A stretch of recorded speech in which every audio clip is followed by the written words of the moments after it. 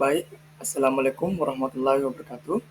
Perkenalkan, nama saya Kofral Tasmin, NIM 2103015010025 dari kelas PJKR B 21. Di sini saya akan membawakan materi UTS, psikolog, penjas dan olahraga. Attitude. Attitude ialah sikap perilaku atau tingkah laku seorang atlet dalam melakukan interaksi dengan orang lain yang disertai dengan kecenderungan untuk bertindak sesuai dengan sikap tersebut.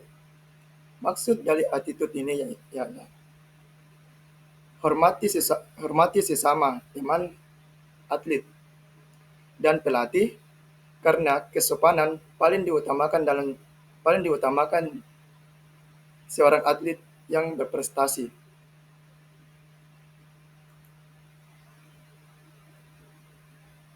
Yang kedua, motivation. Motivation atau motivasi adalah dorongan yang ditimbul pada diri seorang atlet secara sadar atau tidak untuk melakukan sesuatu tindakan dengan tujuan tertentu. Maksud dari motivation ini adalah dorongan suatu atlet untuk mengangkat motivasi atlet yang ia sering berpikiran positif sebelum melakukan pertandingan.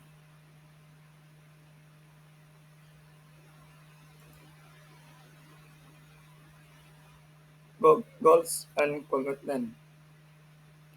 Goals dalam kurun tujuan atlet untuk membantu seorang atlet menambahkan motivasi dan fokus pada area pelatihan, nutrisi, gaya hidup individu untuk memperbaiki kelemahan tertentu.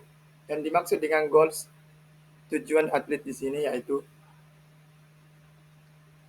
fokus terhadap latihan, fokus terhadap nutrisi makanan atlet, gaya hidup individu seorang atlet. Komitmen atlet.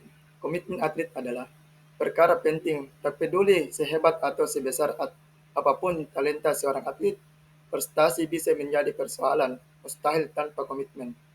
Yang dimaksud dengan komitmen di sini yaitu atlet harus mempunyai komitmen sebelum bertanding. Karena seorang atlet jika tidak memiliki komitmen, dia sulit untuk menjuarai pertandingan dia ikuti. People skill. People skill dalam kurung keterampilan orang adalah sebuah keterampilan yang dimiliki oleh orang lain atau atlet yang merupakan suatu bentuk proses untuk mendapatkan pengetahuan yang diperoleh melalui proses latihan.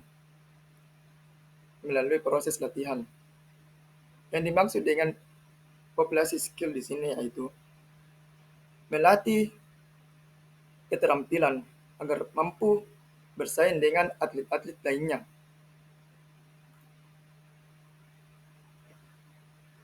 Selanjutnya, mental imagery dan visualisasi. Mental imagery adalah aktivitas menggambarkan suatu hasil tertentu sebelum hasil tersebut dicapai. Maksud dari imagery di sini adalah aktivitas menggambarkan sesuatu dalam pikiran yang belum tentu berhasil atau cuma membayangkan.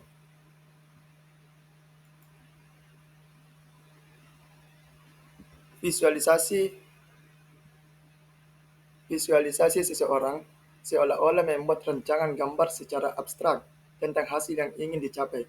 Maksud dari visualisasi di sini yaitu menggambarkan suatu keadaan di dalam pikiran bahwa kita sudah melakukan pertandingan itu dan kita melakukan pertandingan itu secara sukses. Namun yang kita bayangkan itu belum tentu berhasil karena itu cuma bayangan dalam pikiran. Selanjutnya, fungsi imagery. Fungsi imagery itu ada 3. Yang pertama, kegiatan belajar overtime. Yang dimaksud belajar, yang dimaksud dengan kegiatan berkelanjutan itu ya adalah mempelajari gerakan baru. Yang kedua, op- optim- otomatisasi. Yang ketiga, pemulihan pasca cedera. Yang kedua, persiapan menghadapi kompetisi. Ada dua, yaitu simulasi pertandingan. Kedua, penerapan strategi atau taktik. Yang terakhir, multimodal atau bagian dari mentor training program. Yang dimaksud dari ini yaitu melibatkan suasana peralatan, cara, dan lain-lain.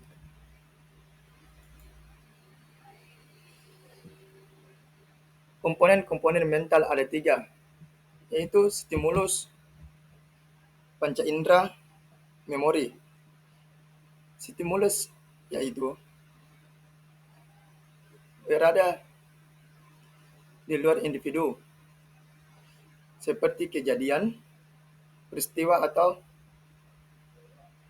sebuah objek biasa. Panca indera yaitu organ tubuh yang dikhususkan untuk menerima jenis rangsangan tertentu. Memori, suatu ingatan yang tersimpan di dalam otak atau informasi atlet yang telah dimiliki.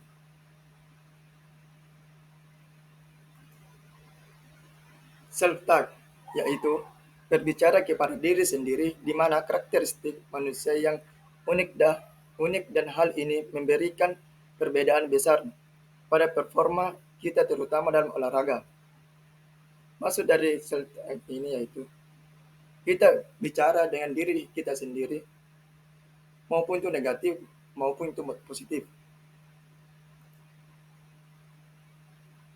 Negatif self-talk merupakan sebuah percakapan yang dilakukan dengan diri sendiri dan bersifat negatif. Contohnya yaitu, aku gagal memasukkan bola ini ke gawang lawan. Pasti pertandingan selanjutnya aku pasti gagal lagi.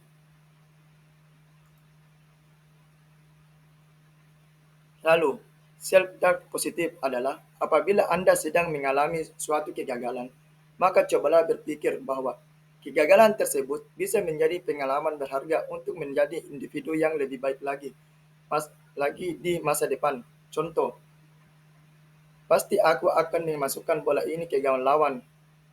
Pasti pertandingan selanjutnya aku pasti berhasil.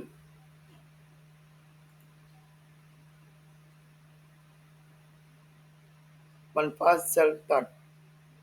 Yang pertama itu mengubah kebiasaan buruk. Yang dimaksud dengan mengubah kebiasaan buruk ini yaitu kita tidak lagi memikirkan tentang pikiran-pikiran negatif. Kita harus memikirkan pikiran positif yang baik untuk kelangsungan hidup atlet kita. Yang kedua, mengubah mood sesuai yang diharapkan, yaitu kita berada di tempat positif yang tidak memikirkan negatif-negatif buruk.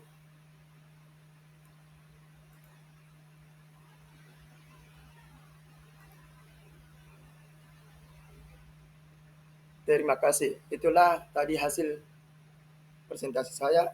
Sekian dan terima kasih. Assalamualaikum warahmatullahi wabarakatuh.